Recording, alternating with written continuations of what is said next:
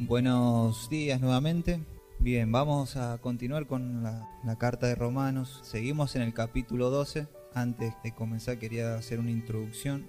Todos hemos escuchado que la carta de Romanos es como una carta universal y hay indicaciones para todos los hombres y exhortaciones. Pero tenemos que recordar también de que tiene también una dirección primaria, que esa dirección primaria es la iglesia de Roma. Pablo escribió con una intención a esa iglesia. ¿Y quién era la iglesia romana o de qué estaba compuesta la iglesia romana? ¿Quién eran los que estaban ahí habitando? ¿Qué es lo que estaba pasando en la iglesia de Roma? Es importante, sobre todo por estos capítulos que vamos a trabajar hoy día, para entenderlo más en profundidad y en qué contexto Pablo va a citar estos versículos. Así que es fundamental entender esto y simplemente la iglesia de Roma estaba compuesta tanto por judíos como por gentiles. Había una comunidad judía allí y también habían gentiles. Y cuando hay diferencias tan grandes como entre pueblos y pueblos, también hay peleas, hay disturbios, hay envidias, celos y discusiones. Al igual que en la iglesia de Corintios, no sé cuántos recuerdan los problemas que tenía la iglesia de Corinto, por lo cual Pablo enviaba una carta también exhortándolos a la unidad y hablando también de los dones. ¿Y qué pasaba en la iglesia de Roma? Pasó algo particular que en el tiempo del emperador Claudio, por causa de que había un disturbio entre judíos, puntualmente entre judíos que habían creído en el Señor y entre quienes no habían creído en el Señor, habían disturbios y tensiones. Y el emperador Claudio, por temor a una rebelión en ese tiempo, los expulsó a todos de Roma. O sea, fueron todos expulsados de la ciudad de Roma. Todos los judíos, no los gentiles, sino los judíos fueron expulsados. Y eso lo podemos ver en Hechos 18, de 1 al 3, cuando ahí tenemos una mención de que nos puede llevar a entender que justamente estaba pasando eso. Y después vamos a ver en esta carta, en el capítulo 13, y cuando estudiamos en profundidad la carta, vemos de por qué Pablo muchas veces menciona cuestiones del respeto y del amor y nos va induciendo y conduciendo a entender de cuáles eran los problemas que tenían, sobre todo la iglesia que estaba en Roma. Pero puntualmente, justamente cuando fueron expulsados los judíos de la iglesia de Roma, 5 años después, con la muerte del emperador Claudio, pudieron volver. Entonces ahí regresado toda la iglesia que había creído en el Señor, que eran judíos. Pero cuando regresaron, la iglesia de la que ellos se habían ido ya no era igual.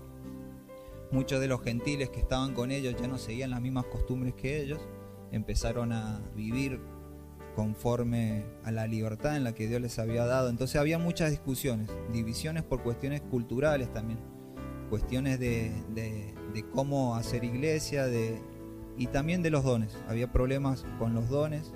Por eso Pablo escribe puntualmente estos versículos y van a ver que en la medida que lo vayamos desarrollando nos va a ir alumbrando más el problema que había en esa congregación. Entonces, contextualizando, eso es lo que pasaba puntualmente en la iglesia de Roma, y es en este contexto que vamos a ir a leer Romanos 12:3. Romanos 12:3 al 8. Esta es la porción que vamos a trabajar hoy. No nos vamos a salir de aquí hoy. Y dice: porque en virtud de la gracia que me ha sido dada, digo a cada uno de vosotros que no piense más alto de sí que lo que debe pensar, sino que piense con buen juicio, según la medida de fe que Dios ha distribuido a cada uno. Pues así como en un cuerpo tenemos muchos miembros, pero no todos los miembros tienen la misma función, así nosotros somos muchos. Somos un cuerpo en Cristo e individualmente miembros los unos de los otros, pero teniendo dones que difieren según la gracia que nos ha sido dada, usémoslo. Si es de profecía, úsese en proporción a la fe; si el de servicio, en servir; o el que enseña, en la enseñanza; el que exhorta, en la exhortación; el que da, con liberalidad; el que dirige, con diligencia; el que muestra misericordia, con alegría. Podemos dividir estos versículos en 3 partes. Primeramente, cuando Pablo empieza a hablar de un tema puntual que tiene que ver con el orgullo de ciertos hermanos, o que tenemos todos en general, pero dice una frase muy llamativa que dice, primeramente comienza diciendo: en virtud de la gracia que me ha sido dada, digo a cada uno de vosotros que no piense más alto de sí de lo que debe pensar, sino que esas personas deben pensar con un buen juicio, según la medida de fe que Dios nos ha dado. Es decir, que Pablo estaba exhortando o estaba animando a los hermanos a que ninguno pensara o se creyera más que su hermano, que no tuviera un pensamiento de supremacía sobre su hermano, sino que pensara de una forma justa, de una medida cabal, me dice otra versión, que pensara conforme a quien Dios dice que somos, conforme a la verdad que Dios quiere que nosotros andemos y vivamos y nos dirijamos a nuestros hermanos. Pero ¿qué significa pensar con buen juicio? Bueno, yo acá puse una definición cortita. Un buen juicio tiene que ver con nuestra capacidad de juzgar adecuadamente. Por ende, hace alusión a la idea del sentido de justicia, es decir, se trata de tener un criterio racional y moral para discernir correctamente sobre el bien y el mal, lo correcto y lo incorrecto. En este caso sería que juzguemos correctamente de lo que está bien y lo que está mal, de cómo somos, conforme a las normas morales de Dios y conforme a la palabra de Dios. Entonces eso es pensar con buen juicio hacia nosotros. Y pensar con un buen juicio hacia nosotros nos lleva a tener una cosmovisión cristiana de la humanidad y del hombre. Porque podemos tener un pensamiento de nosotros mismos conforme a la cultura en la que hemos nacido, conforme a una subjetividad personal de quiénes somos, porque nos autopercibimos ciertas personas o nos autopercibimos buenas personas como el mundo piensa, ¿no? En el mundo está esta idea de que el hombre por naturaleza es bueno, o sea que en esencia el hombre es bueno, y eso no es la cosmovisión cristiana. La Biblia nos enseña totalmente lo contrario. De hecho, justamente hemos perdido el buen juicio para juzgar las cosas bien y mal. ¿Cuándo lo perdimos? En el huerto, cuando el hombre, en representación de toda la raza humana, pecó. Y cuando el pecado entró en el hombre, no solamente afectó su condición delante de Dios, sino que afectó su forma de pensar, su forma de juzgar entre lo bueno y lo malo, y restableció él mismo lo que para él estaba bien y lo que para él estaba mal. Es como que redefinió la verdad, que era eterna, el hombre la hizo de su manera. De hecho, la tentación, fijémonos cómo comienza la tentación, es decir, qué pasó como resultado de que el hombre haya pecado y que el hombre se puso en el lugar en que Dios debía ocupar en nuestro corazón. Es decir, el hombre quiso ser Dios, el hombre se enorgulleció, el hombre se enalteció. Y por eso es que vemos el problema del pecado que tenemos todos los hombres, que muchas veces pensamos de una manera más de nosotros que la que debemos pensar. Es decir, nos creemos más de lo que somos. Y sobre todo pensamos que somos más que las otras personas. Es porque realmente el hombre quiso ser como Dios, y fue esa la tentación de Satanás para con el hombre. ¿En qué? En que seréis como Dios. Y el hombre que quiso ser como Dios. El hombre fue manipulado a ir tras esa desobediencia para ser como Dios. Es decir, ocupar el lugar de Dios. Después vemos que la Torre de Babel es una fiel demostración del orgullo del hombre, queriendo construir una torre, queriendo hacerse un nombre propio. Entonces introdució el pecado en el hombre, distorsionó la imagen que el hombre debía tener de sí mismo. O sea, nosotros no nos analizamos correctamente, sobre todo cuando no hemos conocido al Señor, cuando no hemos sido regenerados. No tenemos la capacidad justa o el buen juicio para examinarnos y poder ver cómo somos. Siempre vamos a tirar para nuestro lado. Siempre nos vamos a querer, ya sea por una falsa conmiseración o una falsa exaltación. Puede ser para los dos lados. Entonces tendemos a pensar de una manera muchas veces elevada de nosotros mismos y otras veces baja. Muchas veces pensamos que somos menos de lo que somos y otras veces pensamos que somos más de lo que somos. Pero esta mirada tiene una sola cara. Es decir, esta mirada de pensar que somos menos o que somos más tienen un solo origen. Son caras de una misma moneda, y es el orgullo. Tanto el que piensa que se cree menos como el que se cree más tiene un origen, tiene una raíz. Eso tiene que ver con el orgullo, tiene que ver con el amor a uno mismo, el exceso de amor hacia uno mismo. Es decir, nos amamos demasiado. Uno pregunta, pero ¿por qué una persona que se considera poca persona tiene que ver con el orgullo, con el sentirse más o como demostrar mayor? Y porque justamente una persona que se tira abajo, que se cree menos, que siempre piensa que no llega, es porque justamente podemos estar pensando o Nuestro valor está determinado en lo que tenemos, en lo que hacemos, en lo que hemos conseguido, en nuestro aspecto. Entonces nuestro valor radica en esas cosas. Cuando la Biblia nos dice que totalmente es lo contrario, nuestro valor como ser humano radica en que fuimos hechos a imagen y semejanza de Dios. Ahí radica el valor del ser humano y de todas las personas. La autoestima es cómo nos estimamos a nosotros mismos. Si podemos definir qué es la autoestima, es cómo nos observamos a nosotros mismos, cómo nos estimamos. La autoestima es un tema común entre nuestros días. Nuestra sociedad, que promueve el pensamiento egocéntrico, dice que mientras mejor pienses de ti mismo, mejor será tu desempeño. Nos hace creer que la vida se trata precisamente de cumplir todos los sueños o proyectos que traigan satisfacción a nuestra alma. Pero como dijimos, la cosmovisión cristiana tiene una perspectiva distinta a esta. Centra la vida del ser humano en la gloria de Dios. El hombre realmente encuentra plenitud y satisfacción cuando vivimos para lo que fuimos creados. Y fuimos creados y hechos para vivir para la gloria de Dios. Pero el hombre, por el pecado, quiso robarse la gloria de Dios y quiso ocupar el lugar de Dios y vive para sí mismo. Todo lo que hace, todo lo que hemos hecho cuando no estábamos en el Señor, lo hacíamos para nosotros. Ya sea lo que aparentemente parecía bueno o malo, nosotros éramos el centro de nuestra vida, el centro de nuestro universo. Nunca vamos a ver en la Biblia una exhortación a amarnos a nosotros mismos. Y los animo a que busquen, si encuentren en una parte en la Biblia, a ver en qué parte el Señor dice: ámate, cuídate, respétate, o vamos, tú eres fuerte y todopoderoso. No encuentro, o por lo menos yo no encontré ninguna parte en la Biblia en que veamos esa motivación que muchas veces lamentablemente vemos en las iglesias, ¿no? Sino que encontramos todo lo contrario, todo lo contrario. Dios en su palabra da por hecho de que el hombre ya se ama demasiado. ¿Cuántos recuerdan cuando se le acercó los fariseos a Jesús y le dijeron: ¿y cuál es el primer y gran mandamiento? Y que respondió Jesús: y amarás al Señor tu Dios con todo tu corazón, con toda tu alma, con toda tu fuerza y con toda tu mente. Y el segundo, amarás a tu prójimo como a quién, como a ti mismo. O sea, el Señor estaba dando por hecho que el hombre ya se ama a sí mismo. El Señor no está diciendo y amate a ti mismo, sino está diciendo ama a tu prójimo y a Dios como a ti mismo.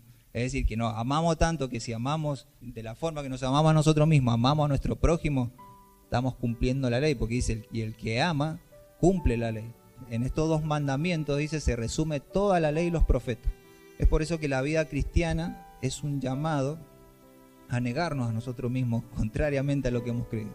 Muchos de los problemas que a veces tenemos, psicológicos, de autoestima, repito de nuevo, de depresiones, de sentirnos más o menos, tienen que ver con una falsa mirada de nosotros mismos. Tiene que ver muchas veces que nos miramos mal y no tomamos en cuenta cómo nos ve Dios y en dónde radica el valor nuestro. Y pensamos que mientras más yo haga, mientras más yo sea, mientras más yo me parezca, mientras más yo alcance, o el día que yo, ahí seré realmente una persona de valor. Pero, como dije, la vida cristiana es un llamado a negarnos a nosotros mismos. Jesús decía que debemos tomar nuestra cruz. Es un llamado a abstenernos y a no dejarse llevar por los deseos carnales. Eso lo podemos ver en Mateo 16:24. El que quiera venir en pos de mí, tome su cruz y sígame, también dice el Señor. El que ama su vida la perderá, pero el que la pierda por mi causa la ganará. Fíjense en Romanos 13:9-10, dice: porque no adulterarás, no matarás, no hurtarás, no dirás falso testimonio, no codiciarás, y cualquier otro mandamiento. En esta sentencia se resume: amarás a tu prójimo como a ti mismo.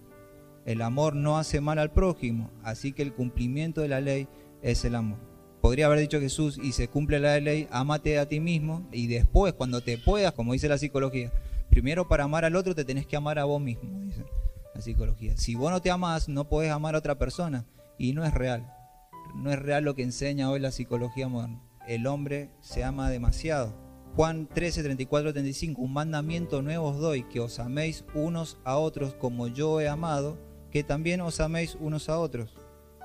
En esto conocerán todos que sois mis discípulos, si tuviereis amor los unos con los otros. Fíjense en el foco de Jesús, es cómo amamos a nuestro prójimo. No está el foco en cómo nos amamos, cómo nos aceptamos. ¿Cuánto han escuchado la frase aceptate como eres? Querete, ayúdate, date un tiempito para vos también. Filipenses 2 del 3 al 4 dice: nada hagáis por contienda o por vanagloria.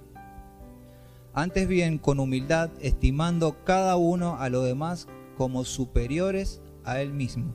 Esto es una trompada a la psicología motivacional.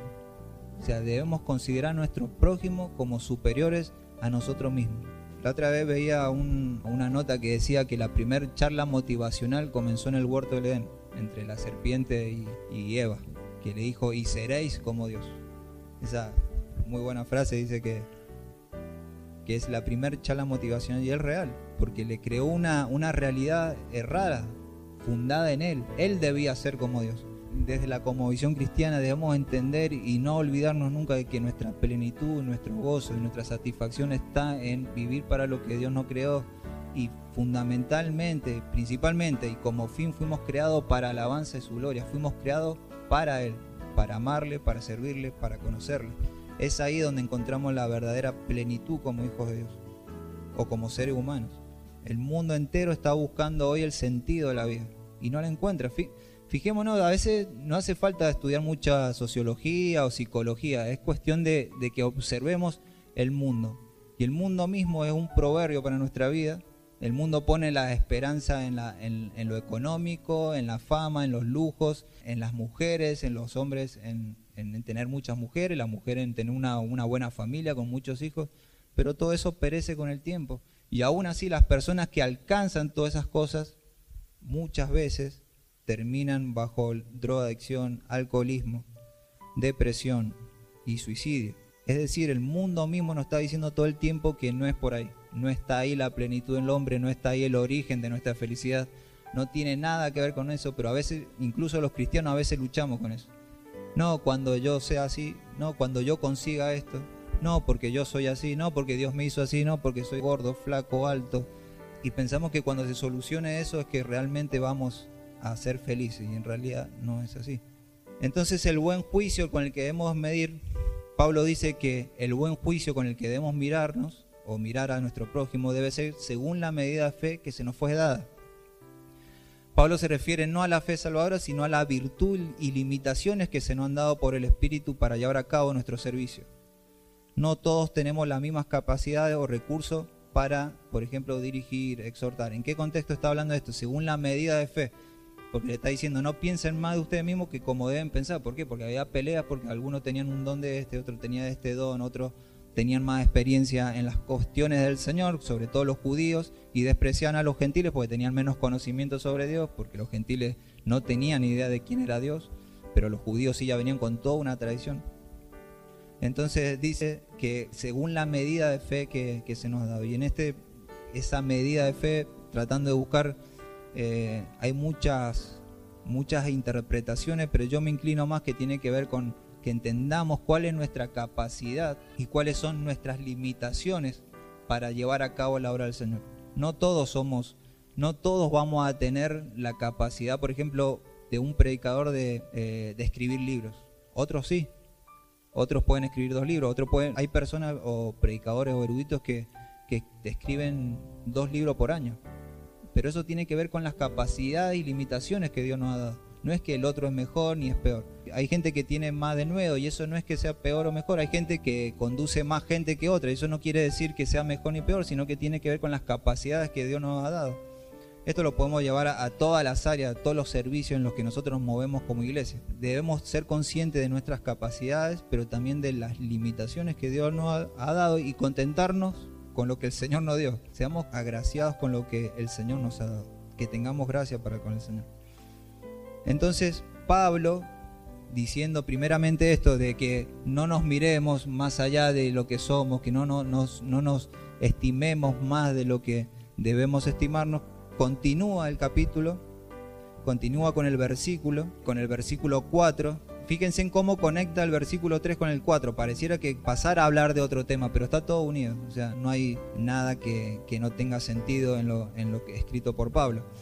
Voy a leer de nuevo del 3. Dice, porque en virtud de la gracia que me ha sido dada, digo a cada uno de vosotros que no piense más alto de sí que lo que debe pensar, sino que piense con buen juicio, según la medida de fe que Dios ha distribuido a cada uno. Pues así, el 4 dice, pues así como en un cuerpo tenemos muchos miembros, pero no todos los miembros tienen la misma función, así nosotros, que somos muchos, somos un cuerpo en Cristo e individualmente miembros los unos de los otros. Y a lo mejor uno pensará, bueno, pero ¿qué tiene que ver la unidad como cuerpo con lo que Pablo le venía diciendo, que ninguno piense más de sí mismo que como debe pensar, que juzgue con buen juicio sobre sí mismo? Entonces Pablo empieza a argumentar de por qué debemos mirar a nuestros hermanos como superior a nosotros mismos, cómo debemos conducirnos con nuestros hermanos y por qué, cuál es el fundamento de por qué debemos amar a nuestros hermanos y no pelearnos con nuestros hermanos y tener paciencia con nuestros hermanos. Empieza a argumentar justamente aquí. Entonces vamos a ver qué dice en los versículos 4 y 5, que Pablo ahora la iglesia de Roma puede entender que a pesar de ser unos judíos o otros gentiles, vieron que en los capítulos anteriores viene diciendo tanto a judíos como a gentiles, tanto judíos como gentiles, que la justicia por la fe es para judíos y para gentiles, que todos pecaron y todos están destituidos de la gloria de Dios, tanto judíos como gentiles. Y uno dice, pero ¿por qué Pablo está haciendo ese énfasis allí? Porque justamente la iglesia de Roma estaba dividida entre judíos y gentiles, y estaba tratando de que entendieran de que Cristo había muerto tanto por los judíos y los gentiles, que de ambos pueblos había hecho uno. Entonces ese era el deseo de Pablo a través de la carta que está escribiendo. Pablo usa aquí una similitud de un cuerpo donde sus miembros están unidos entre sí y que debido a esa unión se necesitan los unos de los otros. Acá Pablo empieza a ilustrar de una forma para que entendamos mejor la unidad del cuerpo, y tiene la maravillosa ocurrencia por el Espíritu de entender de que esa similitud es semejanza a la vida de un cuerpo, al cuerpo humano. Y todos sabemos que aquí el cuerpo humano está unido por coyunturas, que uno no se mueve aparte del otro, donde la cabeza es la que envía la información a todo el cuerpo, que por más que mis piernas se vayan caminando para allá, todo mi cuerpo va para allá. No existe tal cosa como que mi brazo quiere hacer una cosa, mi pierna quiere hacer otra cosa, mi cabeza hace otra cosa, y lo que pienso hace otra cosa, a no ser que tengamos una enfermedad, ¿no? Pero normalmente no pasa eso.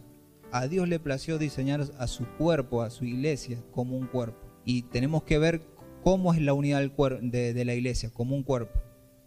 Y después empieza a hablar Pablo de que a ese cuerpo le repartió dones. Es decir, todos sabemos que el cuerpo tiene distintas funciones. Cada parte del cuerpo tiene una función. Hasta el apéndice. Algunos dicen, no, ¿para qué está el apéndice? Pero la apéndice tiene una función. Pero sé que para algo está ahí, no está para que sea extirpada como pasa normalmente. Pero incluso el apéndice tiene una función. Tiene algo que cumplir ahí. O las amígdalas. Entonces sacan las amígdalas. Por las dudas también. Cuando lo llevamos a Joaquín al médico, empezó a llorar por una cuestión que lo iban a operar, y le decían, mira, le podemos sacar las amígdalas también. ¿Y por qué?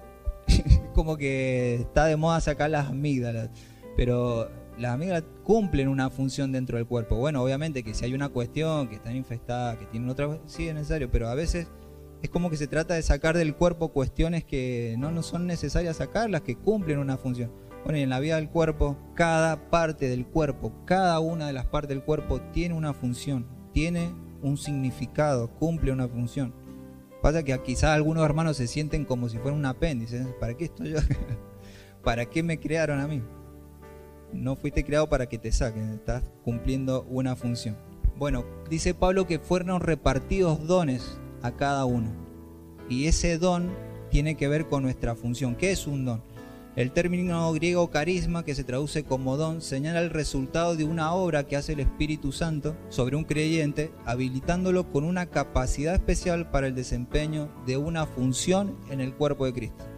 Es decir, el don no es para nosotros mismos, sino que tiene que ver con el cuerpo. El don tiene que ver con una funcionalidad para el cuerpo. Es decir, el don es lo que determina tu función en el cuerpo de Cristo. Es lo que te dice dónde te vas a mover, dónde vas a fructificar, cómo vas a servir a Dios por medio de esa función. Por eso es importante que entendamos que a cada uno se nos ha sido dado un don. O sea, por el solo hecho de formar parte de un cuerpo, ya sí o sí, indefectiblemente tienes un don. Que no los conozcas, que no sepa cuál es, que no lo puedas identificar, es otro tema. Pero todos tienen un don. Y ese don es para funcionar en el cuerpo de Cristo. Primera de Corintios 12:7 dice, pero a cada uno se le da la manifestación del Espíritu para el bien común. Pablo viene hablando acá a los Corintios de los dones, dice que a cada uno se nos fue dada la manifestación del Espíritu para el bien común. Recordemos, hermanos, siempre a cada uno de nosotros se nos ha dado un don. No es que Dios dijo, bueno, le voy a repartir dones a algunos y a otros no. No, porque si no, no podría formar parte del cuerpo. No podría formar parte del cuerpo. No existe tal cosa como un cristiano sin un don. Entonces el don determina tu función operativa en el cuerpo de Cristo y puedes tener más de un don.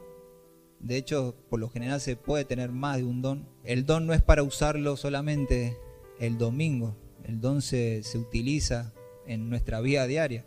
La iglesia no se reduce a un encuentro del domingo. La iglesia tiene que ver con una vida orgánica, continua. Y el don no es para que nos enorgullezcamos, que es lo que le pasaba a algunos en la iglesia de Roma. No es para que nos reconozcan, no es para que nos retribuyan. El don es fíjense, es totalmente todo lo contrario, es para servir. Es para servir. Entonces uno dice, y bueno, ¿y cómo sirvo a mi Señor? Entre otras cosas, a través de mi don. Y claro, nosotros no vamos directamente al Señor. Dios nos puso ¿en dónde? En un cuerpo, del cual es la cabeza. Por tanto, cuando yo sirvo con mi don al cuerpo, ¿a quiénes servimos? Al Señor. Por eso la Biblia dice, y todo lo que hagáis, hacedlo como para el Señor. Ya sea que comas, ya sea que bebas. Entonces Colosenses 3:23 dice, y todo lo que hagáis, hacedlo de corazón como para el Señor y no para los hombres, sabiendo que del Señor recibiréis la recompensa de la herencia. Es a Cristo el Señor a quien servís, porque el que procede con justicia sufrirá las consecuencias del mal que ha cometido, y eso sin acepción de personas. Fíjense en lo que dice al final. Vamos primero al principio, dice, y todo lo que hagáis, todo lo que hacemos, no hay un momento en el día donde, bueno, ahora no estoy sirviendo al Señor, no, ahora no hago nada como para el Señor, no, todo lo que hacemos, ya sea cuando voy a prender el televisor, lo hago como para el Señor, entonces eso ya me tiene que calibrar qué voy a ver. Cuando digo, bueno, me voy a juntar con tal persona, ¿por qué? O sea, hacerlo como para el Señor, y eso ya te regula con quién te vas a juntar y por qué y para qué. Cuando servimos en la iglesia y vemos que nos tratan mal, vemos una actitud que nos pueda llegar a ofender, debemos recordar que nosotros servimos a Dios primeramente y no a ese hermano puntual que quizás me hizo enojar o yo lo hice enojar. Entonces no existe tal cosa también como decir, bueno, yo no sirvo más porque al final los hermanos tal cosa. No, es que nosotros no servimos a los hermanos en primera instancia, nosotros servimos al Señor. Y como consecuencia, para servir al Señor, tenés que servir a tu hermano. O sea, no le podemos esquivar al servir a nuestros hermanos. ¿Por qué? Porque es esa la unidad de Cristo. A Dios le plació que fuera así. Dios le plació y quiso que fuera de esa forma. Porque eso nos hace tratar con nuestros hermanos, hace que nos santifiquemos, hace que vivamos como Él anduvo, hace que atravesemos por circunstancias difíciles. A veces podemos vivir situaciones con la iglesia, con los hermanos muy lindas, de mucho gozo, de mucha paz y de mucho reconfortamiento, pero otras veces no. A veces tenemos que tener un tema con un hermano, a veces tenemos que tener un tema con otra persona y es necesario que hierro con hierro se abuse. Es necesario que hayan aflicciones o peleas para que también se manifiesten los aprobados. Es necesario que haya situaciones donde nosotros podamos practicar la misericordia, el amor, la bondad, la humillación. Entonces fíjense, el diseño de Dios es perfecto de la iglesia. A lo mejor si están buscando la iglesia perfecta, se están equivocando porque primero que no la van a encontrar, porque no existe. Escuché una vuelta una frase, si estás buscando la iglesia perfecta y la encuentras, no entres porque de ese día dejó de ser la iglesia perfecta. O sea, como que ahí vos y ahí la podrís, porque en realidad el problema es uno. O sea, cuando uno no puede perdonar, el problema es de uno, porque Dios nos mandó a perdonar. O sea, el problema no es del otro que me hizo, él sufrirá sus consecuencias, él va a rendir cuenta por lo que hizo, pero si yo no puedo perdonar, el problema lo tengo yo y el problema lo tengo que solucionar yo con Dios y después con esa persona. Por tanto, irme a otra congregación porque me peleé con un hermano, eso no debería existir entre nosotros. Y cuando llegue seguramente a la otra iglesia y no ha solucionado ese problema de carácter, se va a pelear con los hermanos de la otra iglesia. Por eso es mejor sufrir las consecuencias en nuestra casa y curarlas y sanarlas ahí, donde nos conocen, donde nos pueden exhortar con amor.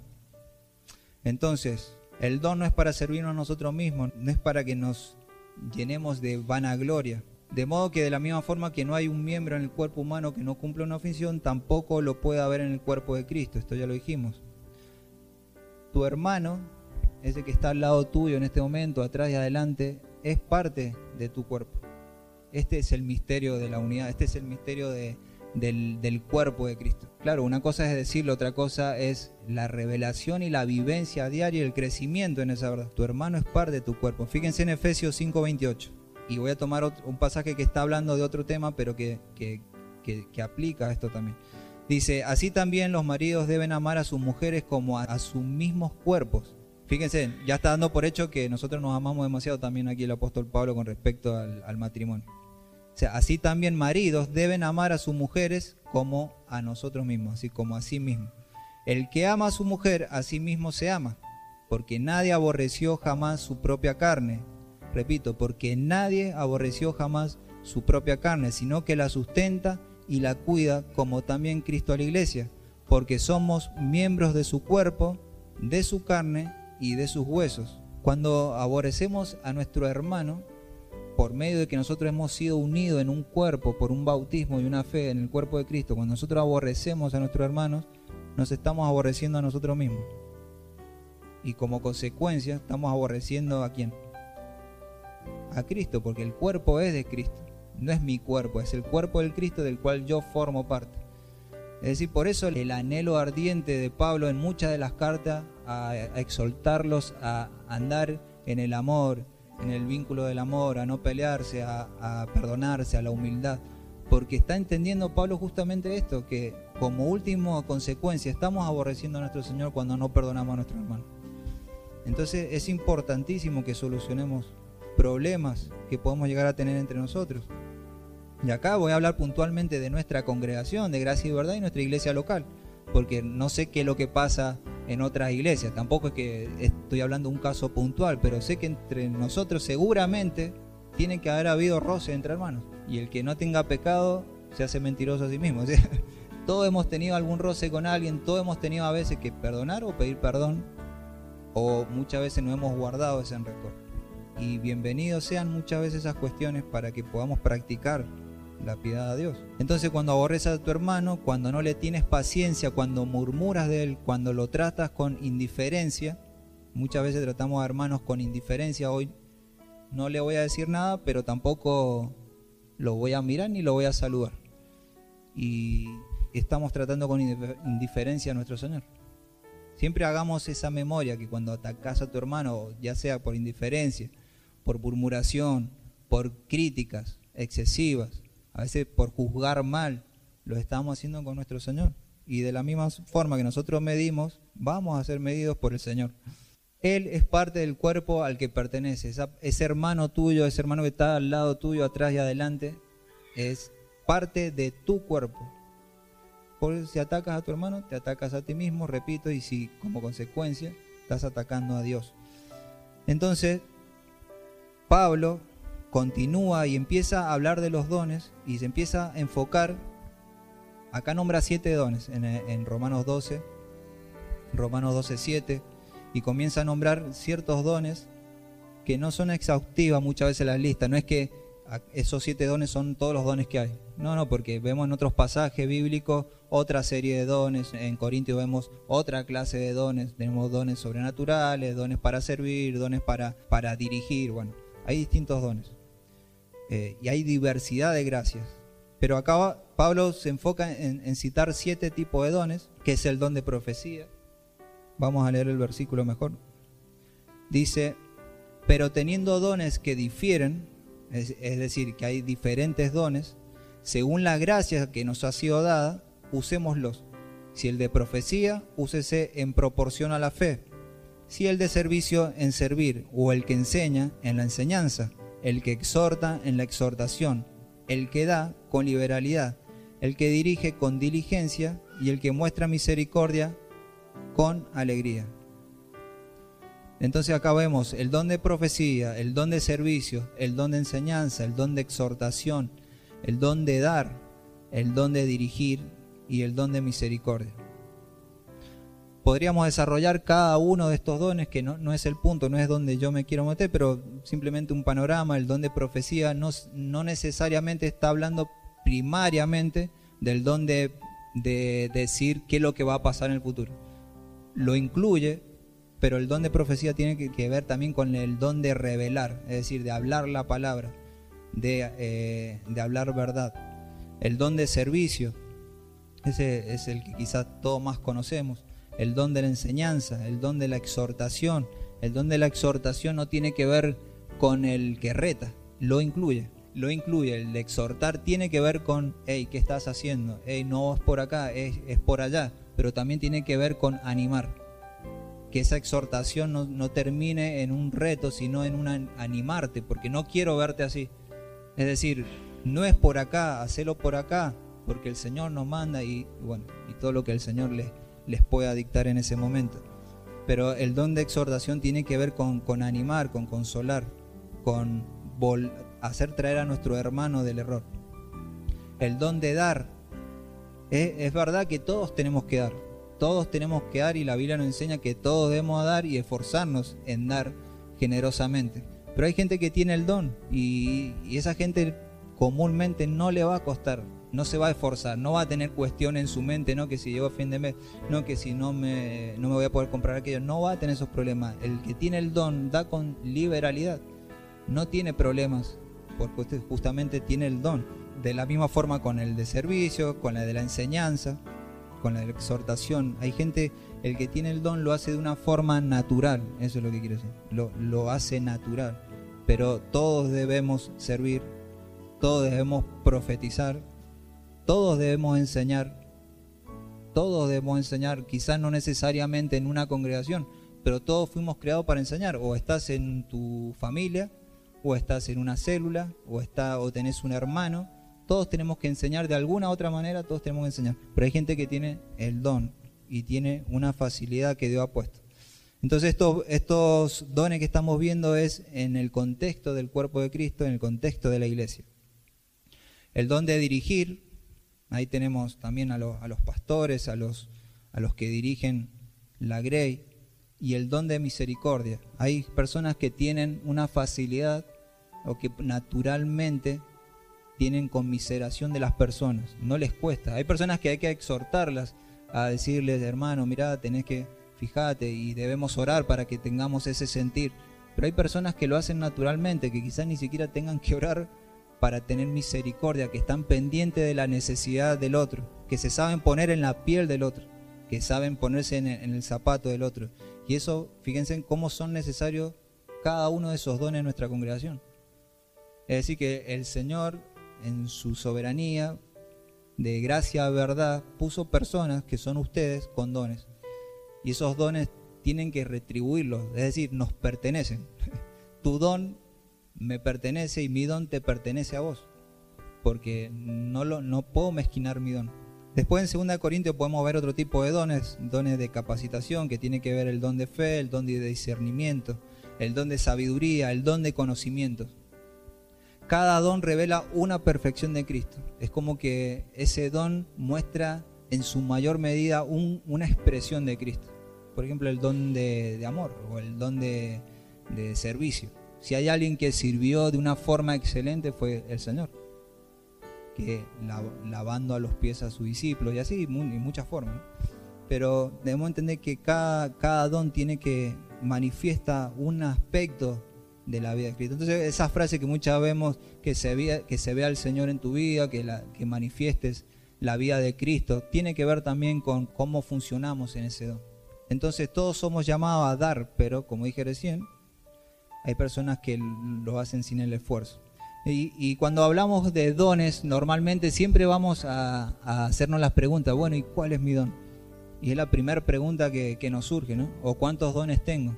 Algunos ya lo tienen identificado, otros no. Hay dones más visibles, hay dones que son visibles, como por ejemplo el que predica. Bueno, todos ven al que predica, pero hay dones que a veces el de misericordia, muchas veces no vemos que un hermano entre la semana está teniendo misericordia con otro hermano, y son tan válidos esos dones como el que, o sea, no es un don más importante que el otro, son distintos roles. Es como la vida del matrimonio, no es más el hombre que la mujer, son distintos roles, ¿sí? Distintos órdenes. Entonces, en la vida del cuerpo y en la vida de la iglesia no podemos creernos que porque yo tengo este don que es más visible, creerme más que mi hermano. De hecho, la carne va a hacer que luchemos contra esas cuestiones, tanto como el que tiene un don visible como el que no lo tiene, porque el que quizá no tiene un don visible está regañando de que nunca lo reconocen, de que no vieron la obra que hizo entre semana y quiere que todo el mundo se entere porque está buscando el reconocimiento de esa buena obra que hizo. Vamos a tener que luchar en nuestra vida espiritual con las tendencias de nuestra naturaleza carnal, de querernos usar mal el don, de querer usar mal el don como de una forma en que queramos exaltarnos a nosotros mismos. ¿Por qué estamos hablando de esto? Porque justamente en la iglesia de Roma había problemas con los dones, si no Pablo no hubiese citado el tema de los dones. Por algo está hablando de los dones Pablo y le está revelando en cuál es la función del don, para qué se te ha dado un don y cómo debes usar ese don. Entonces, como conclusión en estos capítulos, en estos versículos que cita Pablo, todo tiene una idea o un pensamiento puntual de lo que Pablo está queriendo decir a través de esos versículos. Y hay una conexión entre cada uno de esos versículos, incluso con el capítulo, desde que comienza el capítulo en el versículo 1 y 2, que ya predicó nuestro pastor la semana pasada. Tiene que ver, y vamos a ver cuál es esa conexión que Pablo hace. Entonces hay una conexión, y el versículo 1 y 2 dice que nos habla de entregar nuestros cuerpos como sacrificio vivo, que es nuestro culto racional, y que debemos renovar la mente para ser transformados. Pero también dice que no nos amoldemos a este mundo. ¿Recuerdan cómo comenzamos al principio? ¿Cómo se autopercibe el ser humano? Bueno, debemos renovar nuestra mente en cómo nos vemos. Hay una conexión entre esos versículos con el versículo 3, que dice que no pensemos más alto de nosotros que lo que debemos pensar, sino que pensemos con un buen juicio. Fíjense en renovar la mente, pensar con un buen juicio. Y el 4 y el 5 dice, pues así como un cuerpo tenemos muchos miembros, pero no todos los miembros tienen la misma función, así nosotros que somos muchos somos un cuerpo en Cristo e individualmente miembros los unos de los otros. Y el versículo 6 y 7 dice que nos habla, bueno, el 6 y el 7 nos habla de los dones y cómo usarlos. Entonces, tratando de ver cuál es esa conexión, es que Pablo busca de la iglesia de Roma, debido a las divisiones, envidias por los dones, peleas y diferencias culturales, que entendieran por medio de la renovación de la mente que eran miembros los unos de los otros y que se necesitan. Es decir, nosotros nos necesitamos. Podemos ser, por cuestiones culturales, muy individualistas muchas veces, pero sin duda nos necesitamos. Yo a veces veo personas que dicen ser cristianas y no se congregan, y de hecho lo son, pero no saben de lo que se están perdiendo. Esas personas normalmente no maduran porque no están en un ámbito de corrección, de sujeción, de corrección, de enseñanza. Nos perdemos de muchas cosas por no congregarnos. Es fundamental el hecho es un regalo, y como se habló más temprano, es un privilegio el poder pertenecer a una iglesia local. Es un privilegio. Y a veces creo que no lo valoramos como debemos valorarnos hasta cuando no lo tenemos. ¿Cuántos en la época de la pandemia se enfriaron un poco? ¿No les pasó a algunos de sentirse un poco más frío, de necesitar la vida del cuerpo? Bueno, si no lo han necesitado es que realmente hay un problema, estaban demasiado fríos. Necesitamos de la vida del cuerpo. Es un diseño de Dios, no es algo que se le ocurrió al hombre, no se le ocurrió al protestantismo ni al catolicismo. La vida del cuerpo y la iglesia es un diseño de Dios. Entonces, Pablo hablando que el don de cada uno había sido recibido de Dios, no era para vanagloriarse a sí mismo, sino para servir en la edificación del cuerpo de Cristo en el vínculo del amor, cuerpo por el cual Cristo murió en la cruz y por el cual derramó su sangre, tanto por judíos y por gentiles. Y que solamente viviendo de esta forma, es decir, como un sacrificio vivo, o en otras palabras, dejando atrás toda envidia, celos, rencores, orgullos, divisiones, peleas y murmuraciones para con nuestros hermanos, es la forma razonable y lógica en la que rendimos culto a Dios. Rendir culto a Dios se hace de una forma racional, y esa forma racional es dejando atrás la envidia, los celos, los rencores, las peleas, para que entendamos cómo se convive en el vínculo de la fe. ¿Por qué? Porque Cristo murió para deshacer las obras de Satanás, para que nosotros podamos deshacernos de toda maldad siguiendo la forma de pensar de este mundo.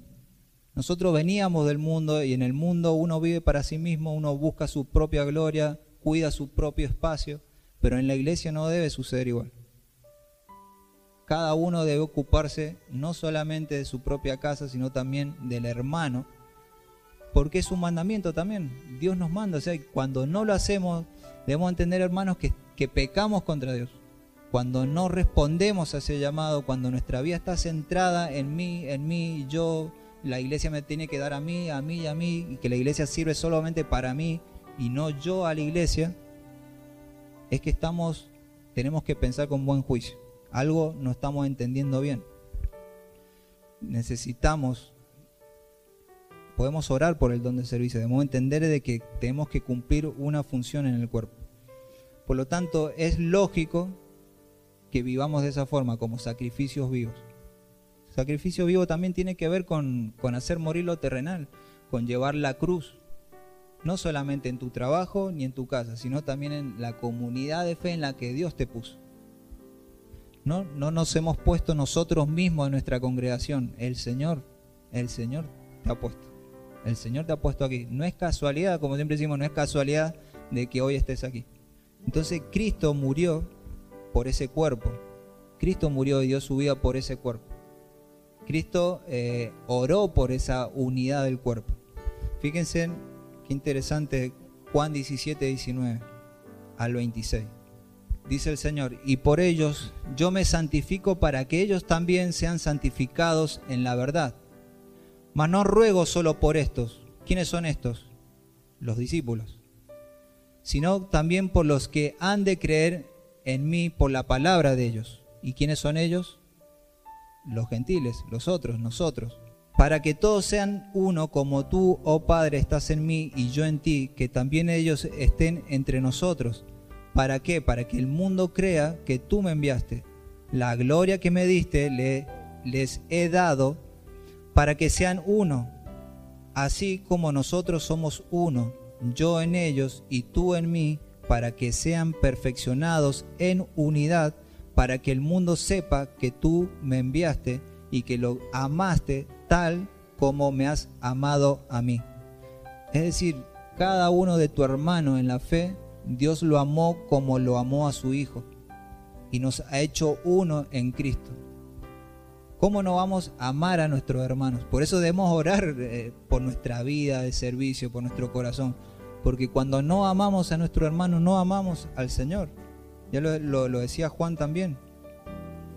No sé si lo puse ese versículo, que dice que el que no ama a su hermano no ama a Dios y se engaña a sí mismo. O sea, el que dice que ama a Dios debe amar a su hermano. Algo así decía el versículo. Entonces dice: yo les he dado a conocer tu nombre y lo daré a conocer, para que el amor con que me amaste esté en ellos y yo en ellos. También fíjense el para qué de muchas partes que dice: para que el mundo crea. Para que el mundo crea que tú me enviaste. Fíjense cuál es la función también de la unidad del cuerpo de Cristo. Es que el mundo crea en el Señor. Como cuerpo, como iglesia local, tenemos la función de que podamos expresar a Cristo a través de la iglesia. Que cuando el mundo vea a la iglesia, vea a Cristo. Y cuando el mundo ve a Cristo en la iglesia, hay dos cuestiones: o nos persiguen y nos matan, o se añaden a nosotros. Porque como a Él lo persiguieron, también nos van a perseguir a nosotros. también soy consciente de que esto en la práctica es todo un crecimiento. Aún no llegamos a la perfección. Sé que vamos a luchar muchas veces y que quizás podemos estar viendo muchos errores en nosotros o también en nuestros hermanos, pero puntualmente siempre enfoquemos el ojo en nuestro corazón. ¿Qué es eso que no me permite mirar a mi hermano con amor? ¿Qué es eso que no me permite perdonarlo? ¿Qué es eso que hace que yo tenga indiferencia hacia él? ¿Qué es eso que provoca en mí que yo no pueda estar atento a sus necesidades? ¿Qué es eso que hace que yo no pueda buscar mi don y ponerlo en servicio hacia la iglesia? ¿Qué es eso que provoca que muchas veces no tengamos ganas de congregarnos? ¿Qué es eso que provoca que muchas veces vengamos de una forma automática a congregarnos? ¿Qué es eso que muchas veces provoca que a veces despreciemos a nuestros hermanos con nuestros comportamientos y conductas? Debemos preguntarnos todas esas cosas, debemos examinar nuestro corazón, debemos orar al Señor. Por eso hay una serie de aplicaciones que quiero traer a esto, justamente, porque creo que todos aquí tenemos algo en que mejorar en estas cuestiones de la vida de la iglesia, así como en una casa, una familia, cada uno tiene que ir perfeccionándose. El papá debe cumplir el rol de papá, amar como papá y la mamá, y los hijos, y cada uno así. Bueno, la vida del cuerpo es exactamente lo mismo. Entonces, dentro de una serie de aplicaciones debemos preguntarnos, primeramente, ¿me amo demasiado? ¿Tengo un concepto mayor de mí mismo que el que debo tener? ¿Miro a mi hermano como superior a mí mismo? Preguntas que nos debemos hacer en oración, en clamor al Señor. No nos confiemos muchas veces, no andemos en automático. Muchas veces un hermano puede estar viendo algo en mí que yo no estoy viendo. Preguntémosle a un hermano, sería un buen ejercicio, ¿cómo me ves? ¿Cómo me estás viendo? Claro que para eso es necesario a veces humillarnos. Y bueno, de eso se trata, de cargar la cruz. Pero eso al mismo tiempo estoy seguro y convencido que es lo que fortalece el vínculo entre hermanos.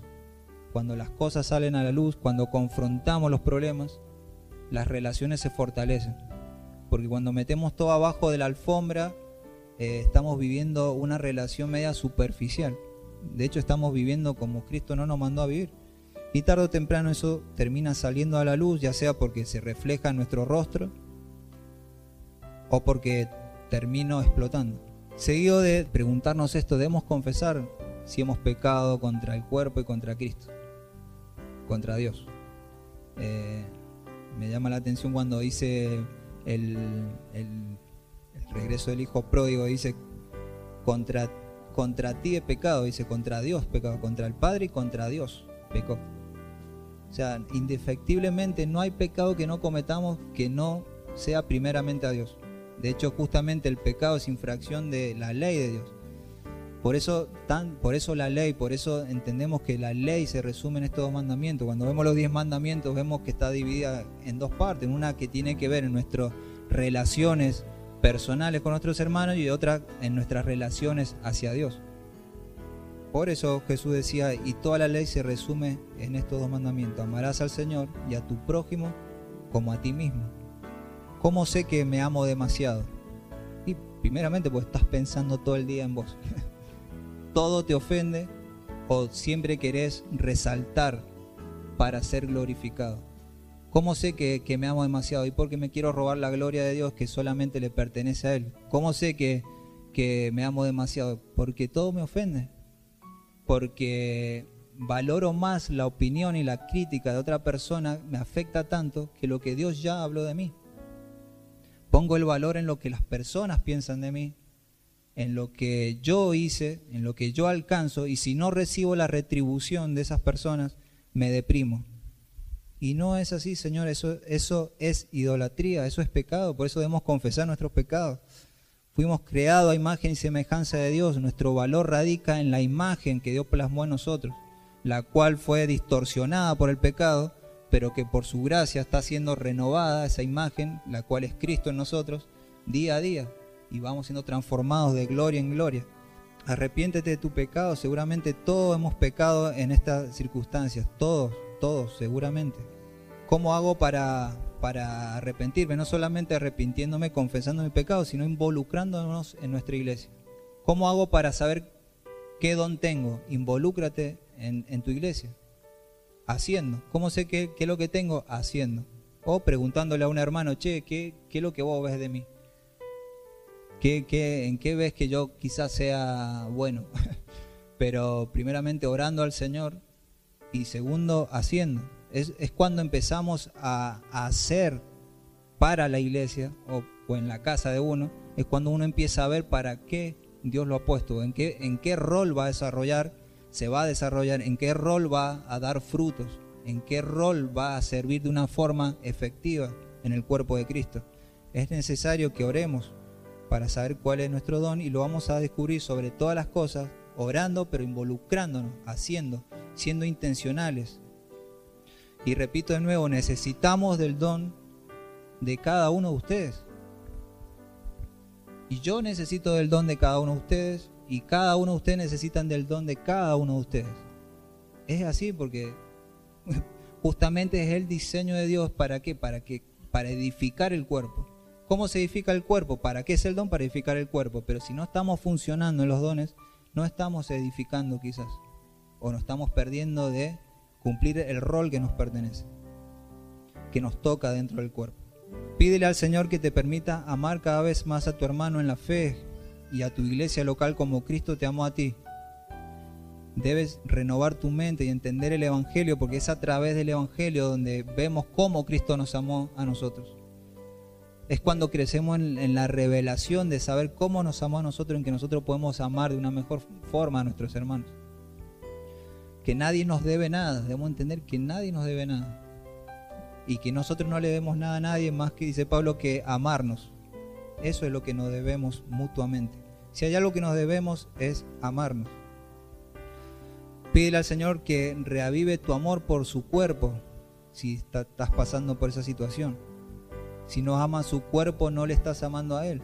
Debemos examinar si realmente amamos la iglesia. O si estamos atravesando quizás un tiempo medio turbulento con respecto al cuerpo y a la iglesia. Y cuando hablo de la iglesia estoy hablando de esta iglesia, gracia y verdad, porque nosotros nos congregamos acá, no vamos a hablar de otras situaciones. Preguntémonos si realmente amo a la iglesia, amo al cuerpo de Cristo, y cómo sé que amo y porque sirvo. No es simplemente una cuestión emocional, es porque sirvo, porque me entrego como sacrificio vivo en obediencia a Dios. Ese es nuestro culto racional. Pídele al Señor que te dé temor de no usufructuar ese talento o ese don. ¿Cuántos recuerdan la parábola de los talentos? Vamos a Mateo 24, 25 del 14 al 23. Dice nuestro Señor, dice, porque el reino de los cielos es como un hombre que al emprender un viaje llamó a sus siervos, les encomendó sus bienes. Y a unos les dio 5 talentos, a otros 2 y a otros 1, a cada uno conforme a su capacidad. Y se fue de viaje. El que había recibido 5 talentos enseguida fue y negoció con ellos y ganó otros 5 talentos. Asimismo, el que había recibido los 2 talentos ganó otros 2. Pero el que había recibido 1 fue y cavó en la tierra y escondió el dinero de su señor. Después de mucho tiempo vino el señor de aquellos siervos y arregló cuentas con ellos. Y llegando el que había recibido 5 talentos, trajo otros 5 talentos, diciendo, Señor, me entregaste 5 talentos, mira, he ganado otros 5 talentos. Su señor le dijo, bien siervo bueno y fiel, en lo poco fuiste fiel, sobre mucho te pondré, entra en el gozo de tu señor. Después de mucho tiempo vino el señor de aquellos siervos y arregló cuenta con ellos, y llegando el que había recibido los 5 talentos, trajo otros 5 talentos, diciendo, Señor, me entregaste 5 talentos, mira, he ganado otros 5 talentos. Su señor le dijo, bien, siervo bueno y fiel, en lo poco fuiste fiel, sobre mucho te pondré, y entra en el gozo de tu señor. Llegando también el de los 2 talentos, dijo, Señor, me entregaste 2 talentos, mira, he ganado otros 2 talentos. su señor le dijo: bien, siervo bueno y fiel, en poco fuiste fiel, sobre mucho te pondré, entra en el gozo de tu señor. Pero llegando también el que había recibido un talento, dijo: Señor, yo sabía que eres un hombre duro, que ciegas donde no siembras y recoges donde no esparciste, y tuve miedo y fui y escondí tu talento en la tierra. Mira, aquí tienes lo que es tuyo. Pero su señor le respondió y le dijo: siervo malo y perezoso, sabías que ciego donde no sembré y que recojo donde no esparcí. Debías entonces haber puesto mi dinero en el banco, y al llegar yo hubiera recibido mi dinero con intereses. Por tanto, quitadle el talento y dádselo al que tiene los 10 talentos, porque a todo el que tiene más se le dará y tendrá en abundancia. Pero al que no tiene, esto es clave, pero al que no tiene, aún lo que tiene le será quitado. Y al siervo inútil, echadlo en las tinieblas de afuera, allí será el llanto y crujir de dientes. En otras palabras, debemos tener un temor de estar usufructuando con lo que el Señor nos dio. Debemos preguntarnos: ¿estoy multiplicando? ¿Estoy dando frutos? ¿Estoy sirviendo conforme al don que he sido dado, que se me ha sido dado? Y no necesariamente, quizás alguno dice: bueno, yo no sé el don que tengo hoy puntualmente, pero aún así están sirviendo. Y ciertamente es real, es una cuestión que puede pasar. Quizás uno no lo ha visto, el don que tiene, pero está sirviendo correctamente, está multiplicando, está usufructuando en lo que el Señor le dio. Pero hay una consecuencia al no hacerlo. Y allí no está hablando de que la salvación es por obras, sino de que muchas veces podemos estar totalmente engañados de llevar una vida sin frutos, de no estar usufructuando lo que el Señor nos ha dado y llevarnos una sorpresa cuando el Señor venga. Por eso es que es necesario que examinemos cómo estamos en la fe, pero también si estoy dando frutos en lo que el Señor me dio para que yo multiplicara. Las consecuencias: y al siervo inútil echado en las tinieblas de afuera. Allí será el llanto y el crujir de dientes, y ya no habrá vuelta atrás. Y mientras estemos aquí en la tierra tenemos tiempo para examinarnos, para saber cuál es mi don, para preguntarnos, y eso se hace en el ámbito de la iglesia. No le voy a preguntar a un amigo que de mi trabajo si ve algo especial en mí. O sea, debemos preguntarlo en nuestra congregación, sobre todo a los mayores en la fe, y ser buenos siervos.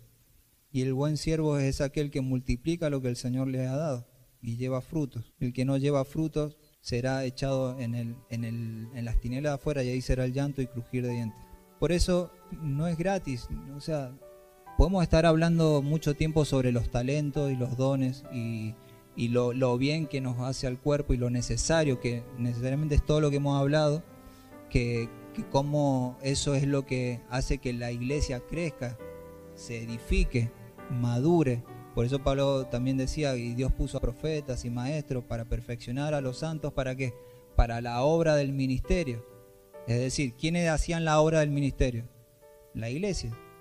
¿Y para qué estaban los profetas, apóstoles, maestros y pastores? Para edificar a los santos, quienes iban a hacer la obra del ministerio. Por eso no hay exclusión ninguna aquí. Todos tenemos que trabajar, todos debemos trabajar arduamente en la edificación del cuerpo de Cristo. Obviamente que en el poder de sus fuerzas, sabiendo que todo lo que hagamos lo vamos a hacer en su gracia, pero de sabernos que realmente estamos trabajando para el Señor, que estamos edificando, que estamos viviendo como sacrificio vivo, que mi servicio a Dios no se reduce a un domingo nada más, que me ocupe de un hermano, quizás en lo que va de la semana. Eso tiene que ver mucho también con nuestro servicio diario. Examinémonos cómo estamos obrando, cómo estamos trabajando para el Señor, y corramos la carrera, corramos esa carrera que Dios nos ha dado a seguir. Es fundamental. Esto tiene que ver más con la vida cotidiana de nuestra congregación. Por eso yo creo que estas palabras como esta tienen que venir a nuestras vidas, pero eso producir un perfeccionamiento en nuestro servicio a Dios, entendiendo que si yo amo a mi hermano, estoy amando al Señor, y que si yo amo al Señor, amo a mi hermano. ¿Cómo sé que yo amo al Señor? Porque sirvo a mi hermano. ¿Cómo sé que sirvo a mi hermano? Porque amo al Señor. Son dos caras de una misma moneda, no pueden ir separadas. Por eso Santiago decía que la fe sin obra está muerta. Muchas veces podemos tener una fe muerta, y eso, cuando dice fe muerta, no es que está dormido, es una falsa fe, de creer que tenemos fe, pero no. Santiago dice que la fe se demuestra realmente a través de las obras. Las obras son la evidencia de que realmente hemos creído en el Señor.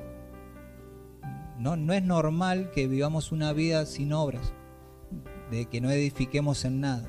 Después podemos hablar en la célula más puntualmente, particularmente sobre cada uno de los dones, puntualmente, porque sé que esto puede llevarnos a preguntarnos puntualmente qué don tengo yo, cuáles son los dones, qué tipo de dones hay.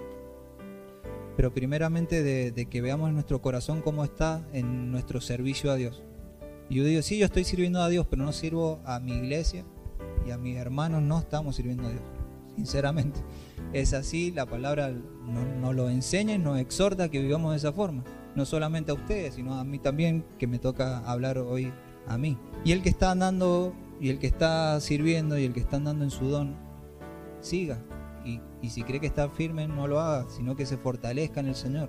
Que no se confíe, que renueve su mente día a día por la palabra. Que viva como sacrificio vivo, haciendo morir cada día lo terrenal. Es necesario que como iglesia, como Gracia y Verdad, crezcamos en el vínculo del amor, que crezcamos en el servicio mutuo, el dejar de ser quizás menos indiferente a las necesidades de nuestros hermanos. Es necesario, cada uno de nosotros, ya sea que tengamos 13, 14, 15, 60, 70 años, todos tenemos un papel que cumplir en nuestra congregación.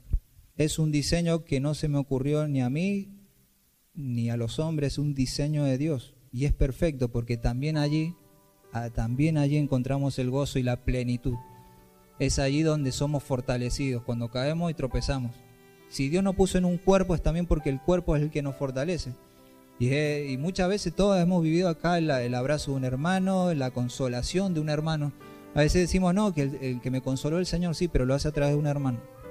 No, pero que el Señor me ayudó, sí, pero lo está haciendo a través de un hermano.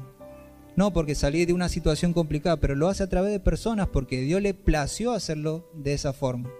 Dios nos trata directamente muchas veces con el hombre, trata con personas. ¿Por qué? Porque estamos en un cuerpo. O sea, mi cabeza no trata directamente con mi pie, sino tiene que pasar la información por muchos lados primero para que llegue al pie y después el pie responde. Pero si la pierna se revelan que no le voy a llevar la información al pie, y bueno, así surgen distintas enfermedades. Pero es necesario y es fundamental, y también debemos entender de que no digo que es lo normal, pero pasa. O sea, pasa que en la iglesia hayan situaciones. Ha pasado en la iglesia de Roma, en la iglesia de Corintios, en la iglesia de Éfeso. Por eso las cartas de Pablo siempre había correcciones e instrucciones. Pero fíjense en cómo Pablo tenía un modo de escribir en sus cartas que primero les presentaba la verdad del Evangelio y luego les daba indicativos o imperativos a vivir como lo que somos. O sea, sos parte del cuerpo, bueno, funciona como cuerpo. No es que si funcionás como cuerpo vas a ser parte del cuerpo, no, porque ya sos parte del cuerpo, debes funcionar como miembro del cuerpo, los unos de los otros. Es porque ya somos sus hijos que debemos ser sus hijos, andar como hijos. Y es porque ya somos santos es que debemos santificarnos. Ya fuimos separados, vivamos como separados del mundo y de la mentira y del engaño y del pecado que nos asedia. Por lo tanto, hermanos, no solamente quiero exhortarlos o animarlos a entender simplemente cómo funciona la vida del cuerpo, sino en que también podamos perfeccionarnos en esto. Yo creo que cada uno de nosotros en algo nos tenemos que perfeccionar en lo que hemos escuchado hoy día. En algo tengo que... Y eso se hace en el poder de la fuerza del Señor. Oremos, clamemos y entendamos que Dios amó a su cuerpo y que nosotros no podemos ser indiferentes a lo que Él amó, y que como consecuencia cuando no amamos lo que Él amó, no nos amamos tampoco a nosotros mismos. Entonces, seamos intencionales, no solamente con nuestros hermanos, sino con los que se añaden. Preparémonos para discipular. Eso tiene que ver también con el amor al prójimo. Dice, me preparo para discipular a los que se vayan añadiendo, a los que Dios va añadiendo. No voy a ir así como, bueno, que el Señor me va a poner palabras en mi boca y yo voy a hablar. No, preparémonos en la palabra, oremos en todo tiempo. Eso explica también el amor de Dios. Hay obras, yo veo muchos de los varones se reúnen todas las mañanas a orar todos los días, y quizás no son obras que uno las percibe visiblemente, pero eso nos habla del amor de ellos, de esas personas que están orando en todo tiempo, porque están orando por ustedes, están orando por mí, por la unidad del cuerpo. Así que la exhortación también es esto, en que nos perfeccionemos en el amor de Cristo y de saber que lo podemos hacer porque ya somos parte de un cuerpo. No esperemos tener ganas de hacer algo, no esperemos tener ganas de saludar al hermano. Muchas veces puede venir una persona nueva a nuestra congregación y le pasamos por al lado y no le damos bolilla. Seamos intencionales. O sea, todos tenemos que cumplir ahí un rol. Claro que hay personas que quizás tienen un don y son más fáciles para ir a recibir un hermano o una persona que nadie conoce. Pero tratemos de tener ese ojo quirúrgico en cada situación en la que podamos mejorarnos, en el servicio, en el amor, en las necesidades. Y como dije, seamos intencionales. Amén.